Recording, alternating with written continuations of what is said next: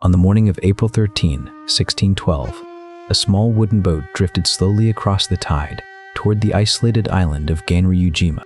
Inside the boat sat Miyamoto Musashi. He was not polishing his steel. He was not reviewing his footwork. He was sitting on the floorboards with a small pocket knife, calmly whittling a spare wooden boat oar into a crude, heavy wooden sword. With every gentle stroke of his knife, long curls of pine wood fell into his lap as the saltwater waves splashed against the hull. Waiting on the shore was Sasaki Kojiro, one of the most lethal sword masters in feudal Japan. Kojiro stood beside his supporters, holding the drying pole, a famous 3-foot steel blade forged by the mastersmith Nagamitsu. Kojiro had been pacing the wet sand for over 2 hours under the beating morning sun. His pulse was racing. His knuckles were white against his scabbard. Every passing minute of waiting drained his energy and amplified his agitation. By the time Musashi's boat finally grated against the gravel beach, 3 hours after the agreed time, Kojiro was consumed by quiet fury and performance anxiety. Musashi stepped into the shallow water, holding nothing but a wet wooden oar, wearing no helmet and no formal armor. He looked completely unbothered, as if he had just woken up from an afternoon nap. Kojiro sprinted into the surf, drew his 3-foot blade, and slashed down with lethal speed. Musashi stepped back half an inch, dodged the steel by the width of a hair, and struck Kojiro with the wooden oar in a single fluid motion. The duel was over in less than 4 seconds. Now, jump forward 400 years to a modern office tower. A senior software architect sits in a bright, glass-walled conference room. He has spent the last 3 weeks working 14-hour days preparing an enterprise system migration deck. He knows every architectural trade-off, every server dependency, every line of legacy code. By every logical metric, he is the most qualified technical mind in the building. Then, 6 minutes into his presentation, the vice president of engineering folds his arms, leans forward, and interrupts him with a sharp, skeptical question. Why didn't we just build this on microservices instead of wasting 3 weeks on this refactor? In less than 0.3 of a second, a strange physiological reaction takes over the architect's body. His throat contracts. His chest tightens. The 3 weeks of deep domain knowledge vanish from his working memory, like mist dissolving in sunlight. He stammers, stumbles over a basic definition he has known for 15 years, and nods along to an inaccurate criticism just to make the suffocating silence end. He did not freeze because he lacked technical skill. He did not freeze because he was unprepared. He froze precisely because he was intelligent enough to calculate 50 different ways the situation could go wrong all at once. By the end of this video, you will understand the exact cognitive mechanism that causes high-performing minds to paralyze under pressure, and how Miyamoto Musashi's 400-year-old principle of Shoshin, the ordinary mind, dissolves split-second panic before it ever reaches your throat. The withheld piece is this.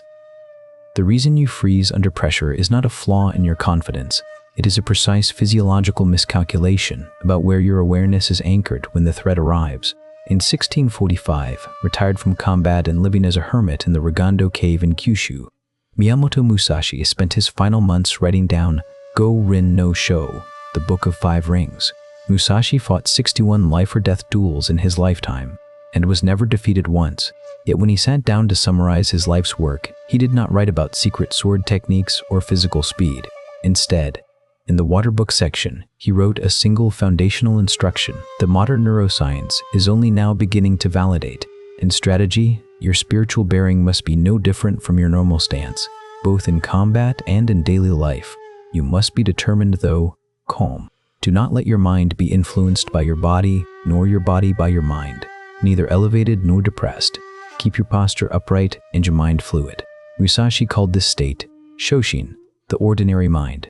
To understand why Musashi was invincible while Kojiro failed on the beach of Ganryujima, examine where their minds were anchored before the duel began. Kojiro's mind was anchored entirely on the outcome. I must win. I must demonstrate my perfection. I must prove to the observers that my technique is flawless. Because Kojiro's mind was locked onto a future result that he could not fully control, every unexpected variable, Musashi arriving late, the wooden oar, the glare of the morning sun, shattered his internal composure.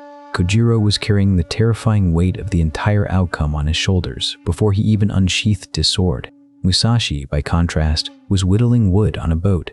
His mind was not 10 minutes in the future fighting Kojiro. His mind was in the blade of his knife, shaping a layer of pine. When you freeze during a high-stakes meeting, an interview, or a difficult confrontation, you are committing Kojiro's exact error. You are pulling the entire terrifying weight of a future outcome into the split-second present. You are trying to manage the judgment of 20 people while simultaneously trying to answer one question. Why does a highly intelligent person freeze under pressure, while a less prepared person often keeps talking without hesitation? To answer this, we must examine what occurs inside your nervous system when an unexpected threat or challenge strikes. An unprepared or less analytical person has only one or two simple ideas in their mental queue. When asked a tough question, they respond immediately because they have very little internal data to process or weigh. A high-performing, analytical mind operates in a fundamentally different way. When a confrontational question or high-stakes moment hits you, your brain's prefrontal cortex instantly generates dozens of parallel future simulations simultaneously. What if I sound defensive? What if they check the raw data logs? What if this invalidates our quarterly timeline? What if my boss thinks I lack leadership presence? Psychologists call this phenomenon hyper-reflection. Your intelligence, which serves as your greatest asset during quiet solo preparation, becomes your primary liability under sudden pressure. You do not freeze because your brain is shut down. You freeze because your internal processor is attempting to execute 50 complex, competing software simulations at 100% capacity at the exact same moment. Musashi observed this exact cognitive trap 4 centuries ago, an inexperienced swordsman. In the Book of Five Rings, he described it with striking clarity. If you fix your mind on the enemy's sword, your mind will be taken by the enemy's sword. If you fix your mind on his footwork, your mind will be taken by his footwork. If you fix your mind on your own sword, your mind will be taken by your own sword. Where then do you place your mind? You place it nowhere, so that it may fill the entire body. True, when you stare down an aggressive interviewer or a critical executive, your attention narrows down to a pinpoint. You fixate on their facial expression, their tone of voice, or the fear of making a mistake. In Musashi's language, your mind has been taken by the sword. You have transformed yourself from an active participant into a paralyzed spectator watching your own potential failure. Musashi's solution to performance paralysis was not to try to suppress fear or repeat positive affirmations. He understood that attempting to force yourself to be confident during an active threat response is like throwing dry wood onto a forest fire. Instead, Musashi developed a precise physical and psychological counter-system called the commander's stance. In the Water Book of Gorin no Sha, he gave these exact instructions. In combat, set your eyes wide, as if viewing a distant mountain while seeing what is close at hand. Do not let your gaze narrow down onto a single point. Keep your forehead unwrinkled, your shoulders down, and your belly firm. Settle your center of gravity deep into your lower abdomen. Modern neuroscience explains precisely why Musashi's visual instruction works. When human beings experience acute social evaluation, such as being put on the spot in a meeting, our sympathetic nervous system triggers the threat reflex. Our pupils dilate, and our eyes lock into tight foveal focus. We stare intently at the threat in front of us. This visual narrowing sends a direct, unmediated neural signal to the amygdala. We are under predator attack. In response, the body releases cortisol and adrenaline. The laryngeal muscles in your neck contract, and your brain restricts access to the Broca's area, the center responsible for fluent speech and articulate vocabulary. Musashi's countermove was deceptively simple. Soften your visual gaze. The moment a difficult question arrives, intentionally expand your visual awareness to take in your peripheral field. Notice the corners of the room. Notice the ambient light from the windows. Notice the edges of the table. When you intentionally engage your peripheral vision, your parasympathetic nervous system receives an immediate physiological signal of safety. Your heart rate decelerates, your throat muscles relax, and your prefrontal cortex recovers full access to your stored knowledge. You transition from a cornered prey animal back into the calm commander of your space. How do you train yourself to embody Musashi's ordinary mind when stepping into high-stakes moments in your career and life tomorrow?